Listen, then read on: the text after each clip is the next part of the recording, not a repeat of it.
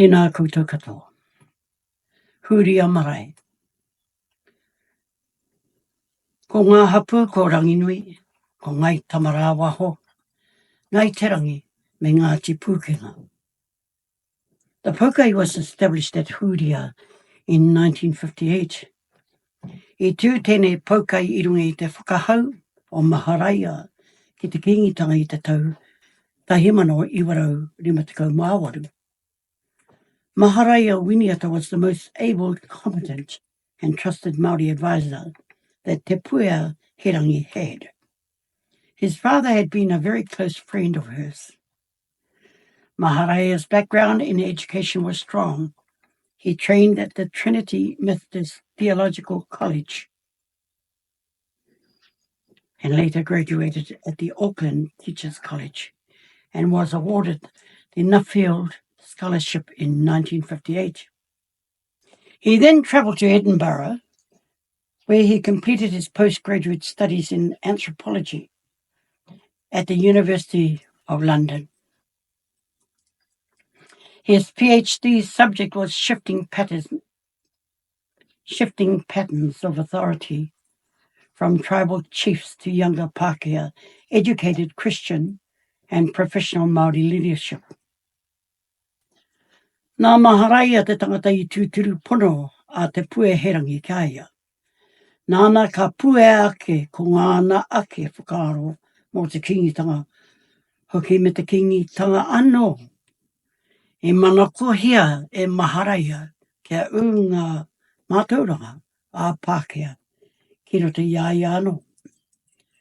Nā te haerenga ki Ingarangi ka eke ia ki te tino taumata.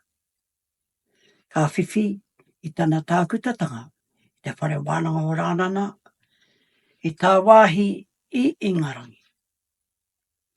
Ko te tino kaupapa o tana tuhinga roa, ko te manamotu hake te rangatira a iwi ki te hāhi Pākehā me te taha Māori rangatiratanga. During this time, he wrote the history of the Kiingitangsa centennial book, Te Rautau o te Kiingitangsa, 1858 to 1958.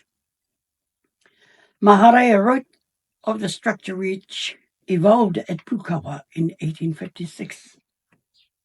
He followed that historical journey of the various meetings held to discuss the formation of a Kiingitangsa and of a leader who would lead iwi in times of colonial demand and eventually confrontation.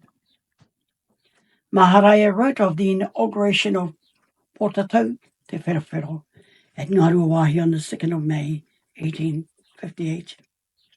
His writings were mandated and endorsed by the Runanga o Te Kiingi, the King's Council. To note, Te Rautau o Te Kiingitangsa was the only written publication approved and accepted by the Runanga o Te Kiingi as a historical document of the establishment of the Kiingitangsa. Ko I anō tēnei te wā I tuhi ai e Maharaia I te pukapuka Te Rautau o Te Kiingitangsa 1858 ki te tau ki Te Rautau 1958. Nāna anō I waituhi I ngā kōrero mō Pukawa I te tau 1856. I tū ai tērā hui ki te kimi tangata hei ārahi I te iwi Māori I roti ngā whakahau me ngā whakawhiu o te kāwanatanga ki te ao Māori. Ko tēnei ana ki te tuhinga mō te kingitanga I whakamana ai e te runanga o te kingi I taua wā I te tau 1946. Maharaia trained under Te Puea. He served King Terata. He served Terata's son, King Koriki, and his daughter, Te Arikinui, Te Atairangi Kāhuru. The Huria Poukai aligns itself to the Kiingitangsa. Its history backdates to and beyond 1863, when Ngāti Ranginui, Ngai Tamarawaho, Ngai Terangi came to provide assistance to nurse the infirmed and the casualties at the Battle of Rangiriri. in 1863. Many of its men ended up on the front line. I akoa ia maharaia I raro ia te puea, me te awhina ia kiingi te rata, kai noatu kia kiingi koriki me te arikini. Ko te poukai o Huria kei rote I te whare o te kiingitanga e noho ana, e noho kaha ana. Nā mōrehu rahi pere, I ki, I ngā wānanga I hopu ka hoki whakamuri ana kōrero. Ki te pakanga I rangiriri, ka haere mai ngā tūtaua ki te pakiata o te riri o rangiriri, ki te awhiri I a Waikato. Ko ngētei o rātou I Manawanui, ki te whakaora I era I hinga nā te pū. During King Koroki's coronation celebrations, the whānau from Huria would come to work and entertain. Being kohu was always a favourite. His stage performances and emceeing, the mic man, was always enjoyable. He was multi-talented. Some of the Ngai Terangi whānau married into Waikato. Each year, whānau from Tūrangawaewae would go a day before to help out at Huria. Stopping at the Poukai at Okauia near Matamata, the next leg of the journey was Huria Marae. The annual jamboree was held on the Marae courtyard in front of the carved ancestral house, Mamae Poukai whenua. I te waia koraki, ka haere mai te whānau o Huria, ki te mahi whakangahau I ngā rā koroneha. Ko Ben kohu tērā, te tino toa o e rā mahi. I moingete o rātou I ngā wāhine o Waikato, ko haki nepia tērā. I moi te tuahine o Piri Pautapu. Ia tau, ka haere te whānau rangatahi o Tūrangawaewae, ki te manaaki I ngā poukai o Huria. Ka ki te pahi ka rere ki te poukai o Kauia I te puke o Kaimai. Ka muti tērā poukai ka rere anō te pahi ki tauranga ki Huria. He pōngā hau, anō tērā I mua I te whare tūpuna ia Mamae Poukai whenua. Au ake ko te rā poukai o Huria. Part of the Poukai celebration was the entertainment. Whānau of Huria Marae were best known for their talents in the field of entertainment within the district and travelled as far as Waikato to be part of the entertainment scene during the coronation of King Koroki and of course Te Arikinui, Te Atairangi Kāhu. Ko ngā mahi o ia poukai ko ngā whakangahau, he tino toa, ngā whānau o reira, ki ngēnei mahi, ko ngētei I hi koe mai, te nuku o te whenua, ki te whakanui ngā rā koronehana o Kingi Koroki. The Poukai began in 1958 to cement and acknowledge the contribution and relationship of Dr. Maharaia Winiata and Ranginui Iwi to Waikato, to the Kiingitangsa, to Te Arikinui and Whatumoana Paki. They named their second son, Maharaia. The Poukai is a very happy time for all because it's a time when we renew our links with the Kiingitangsa and with Tainui. I tū tēnei Poukai I te taihimano I warau I rimatakau māwaru.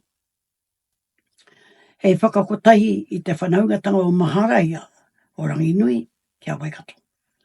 He wā koa whakawhanaungatanga o mātou o konei kia Waikato. Hei Māori pupuri I te aroha kia Maharaia ka tapaina e te Arikinui me Whatumoana I tā rāua tamaiti tuarua ki te ingo o Maharaia. The crowning of the Kahurangi was a debutante ball in the 60s when Te Arikinui received the young women. In 1956, the community of Huria decided they would build a meeting house and name it after the eponymous ancestor Mamae Poukai whenua with a 2-story dining room that would represent the ancestress Iwi Pupu and Ihu Parapara. He poi tū I aua wā he whakanuinga ta māhine o ngā hapu o te marae, Ka tū ki mua i a te arikinui, ka mihia te arikinui he tino honore tina mō ngā whānau o reira. The complex was opened in April 1958 by Tūmate Mahuta, uncle of Te Arikinui, representative of the Royal House of Portato. The building project committee ensured that the entertainment would showcase the opening of Mamae Poukai whenua. Maharaia Winiata was the chairman of that committee. Ko te kahawa Maharaia me tana komiti ka oti te whare tūpuna Mamae Poukai whenua. Nā te kahui ariki matu a Tūmate Mahuta I huraina nāna I tomo. 40 years later, the two-level building had been replaced by a modern building that retained the names of the ancestors Iwipupu and Ihuparapara. He whātakau tau ki muri ka oti te whare hou a Iwipupu me Ihuparapara.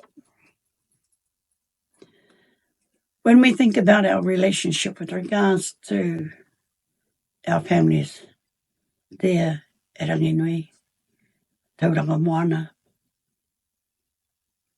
and Tamarawaho, and Ngāti Pūkenga. We value the relationships that we have because from that time of Te Pue's era to Maharaia, and a name that's been carried not only by Te Arikinui's and Whatemoana's son, second eldest, Maharaia. However, the name Te Pue was bestowed upon the daughter of Maharaia and Francis Winiata. This is an abridged profile of the Poukai, Huria Marae, that's going to be commemorated on Saturday, the 5th of April, 2025.